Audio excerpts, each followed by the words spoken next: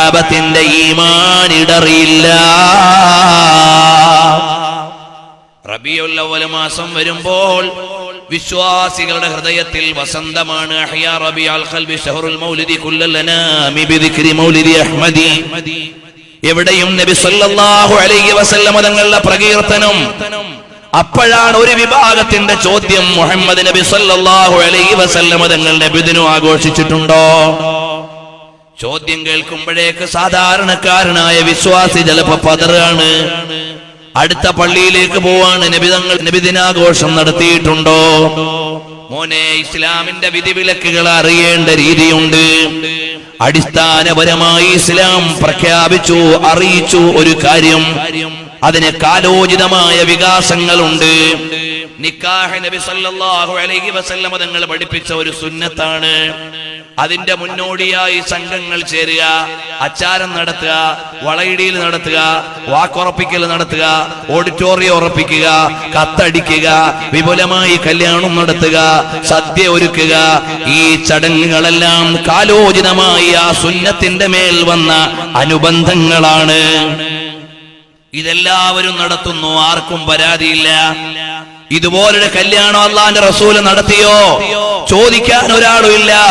കല്യാണത്തിൽ വരുന്ന അനാചാരങ്ങളെയല്ല ഞാൻ പറയുന്നത്, നമ്മളെല്ലാവരും ഒത്തു നടത്തുന്ന കാര്യങ്ങളെയാണ് ഞാൻ പറയുന്നത്. അല്ലാഹുവിന്റെ ഹബീബ് നടത്തിയോ എന്ന് ചോദ്യമില്ല. സിദ്ദീഖുൽ അക്ബർ നടത്തിയോ എന്ന് ചോദ്യമില്ല.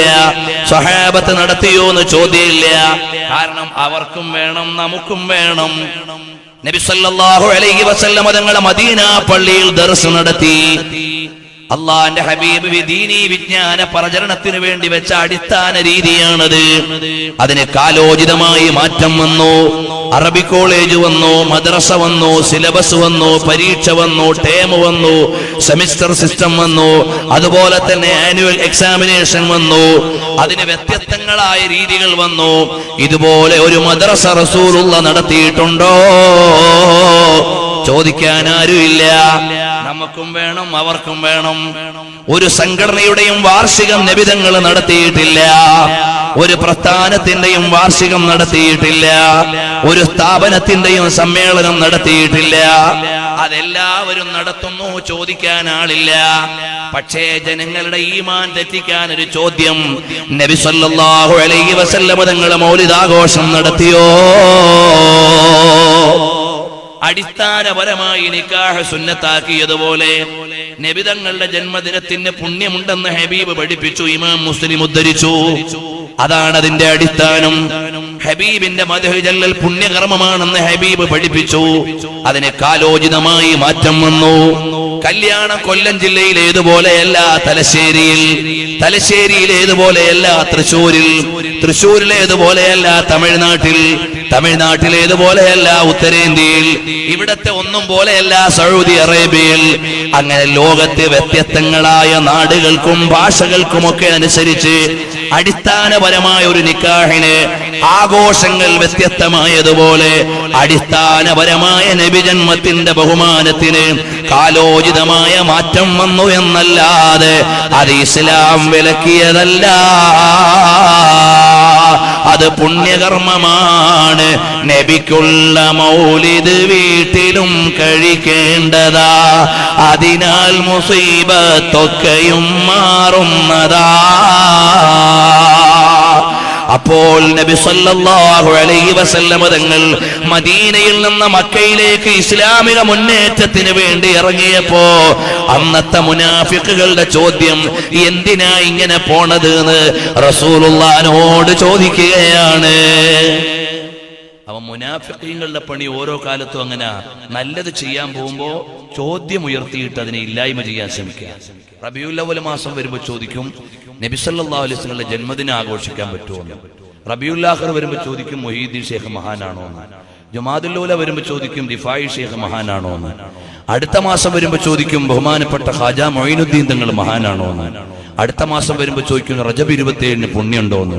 അടുത്ത മാസം ചോദിക്കും, ബറാത്തിന് തെളിവുണ്ടോന്ന്. അടുത്ത മാസം ചോദിക്കും, തറാവീഹിന് വല്ല തെളിവുണ്ടോന്ന്. അടുത്ത മാസം ചോദിക്കും, ഈദ്ഗാഹ് വേണ്ടേന്ന്. അടുത്ത മാസം ചോദിക്കും, ഹജ്ജിന് പോകുമ്പോൾ മദീനത്ത് പോണോ വേണ്ടേന്ന്. അങ്ങനെ ഓരോ മാസവും ഓരോ കാലയളവിലും വിശ്വാസികളെ അബദ്ധസഞ്ചാരത്തിലേക്ക് ക്ഷണിക്കാൻ അപസ്വരങ്ങൾ ഉയരുന്നതിന്റെ ഭാഗമായി നമ്മുടെ നാട്ടിലും ചിലർ ഉയർത്തുന്നുണ്ട്. അത് ഇന്നലകളിൽ കഴിഞ്ഞുപോയ മുനാഫിക്കുകളുടെ പിൻഗാമികളാണ്. അവർ ഇസ്ലാമിന്റെ ആത്മാവറിയാത്തവരാണ്. അതുകൊണ്ട് മോനെ, നമ്മുടെ തലസ്ഥാനം എവിടെയാണ്? മദീനേ മേ തൻഹാ നികൽ ജായേംഗേ ഓർ ഗലിയോ മേ ഖസ്ദാ ഭടക് ജായേംഗേ नामो उनका जहाँ भी लिया जाएगा, जिक्र उनका जहाँ भी किया जाएगा.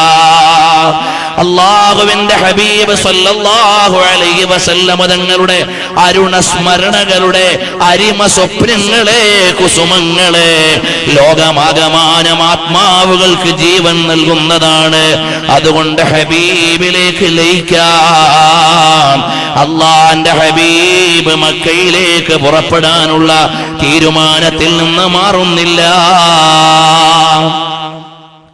അള്ളാന്റെ ഹബീബ് ഒരു ഭരണാധികാരിയാണ്. ഞാൻ ഈ വിഷയം പറയുമ്പോ എനിക്ക് വലിയൊരു പ്രതിസന്ധിയുണ്ട്. ഇതിന്റെ എല്ലാ ശാഖകളെയും ഇതിന്റെ ഉപശാഖകളെയും സ്വീകരിച്ചു പറയാനുള്ള നേരമില്ല. ഇത് ഹബീബിന്റെ ചരിത്രമാണ്. ഞാൻ അവലംബിക്കുന്ന ഏറ്റവും പ്രധാന അവലംബം സുബുലുൽ ഹുദാ വർ റഷാദ് എന്ന യൂസുഫ് സാലിഹ് ഷാമിയുടെ 17 വോള്യമുള്ള ഒരു ഗ്രന്ഥമാണ്. അതിന്റെ 4ാം വോള്യത്തിലേ ഇതുവരെയും നമ്മുടെ പരമ്പര എത്തിയിട്ടുള്ളൂ. ഹബീബിനെ എവിടെ അവതരിപ്പിച്ചു തീർക്കാനാണ്? ഒരു ഇമാമിന്റെ ഗ്രന്ഥത്തിലെ പരാമർശങ്ങളെ തന്നെ പറയാൻ നേരമില്ല. പിന്നെയല്ലേ നദറത്തുൻ നഈമിലേക്ക് പോകാൻ, പിന്നല്ലേ സീറത്തുൽ ഹലബിയിലേക്ക് വരാൻ, പിന്നെയല്ലേ ഇബ്നു ഹിശാമിലേക്ക് പോകാൻ, പിന്നെയല്ലേ സാദിഖ് ഉർജൂനിലേക്ക് വരാൻ, പിന്നെയല്ലേ മുഹമ്മദ് റിളയിലേക്ക് പോകാൻ, മുന്നെയല്ലേ മുഹമ്മദ് സ്വല്ലാബിയിലേക്ക് വരാൻ. അങ്ങനെ ഈ കഴിഞ്ഞുപോയ രചയിതാക്കളുടെ മുഴുവനും ഗ്രന്ഥങ്ങളെ ഒരധ്യായത്തിന്റെ വ്യത്യസ്ത ആഖ്യാനത്തിലേക്ക് പോയാലും അവിടുത്തെ ഉമ്മരപ്പടിയിൽ ഇരുന്നു കൊണ്ട് ഒന്നും ചെയ്യാൻ കഴിയില്ലെന്ന വിനയമടയാളപ്പെടുത്തുകയല്ലാതെ തീർക്കാൻ സാധ്യമല്ല. സയ്യിദുൽ വറാ മുഹമ്മദുർ റസൂലുള്ളാഹി സല്ലല്ലാഹു അലൈഹി വസല്ലം തങ്ങൾ മദീനയിൽ നിന്ന് മക്കയിലേക്കുള്ള പ്രയാണത്തിനൊരുങ്ങുകയാണ്. ഒരു ഭരണാധികാരി ചെയ്യേണ്ട ഡ്യൂട്ടിയാണ്. പകരം ഇവിടുത്തെ ഭരണകാര്യങ്ങൾ ആരാണ് നോക്കുന്നത്?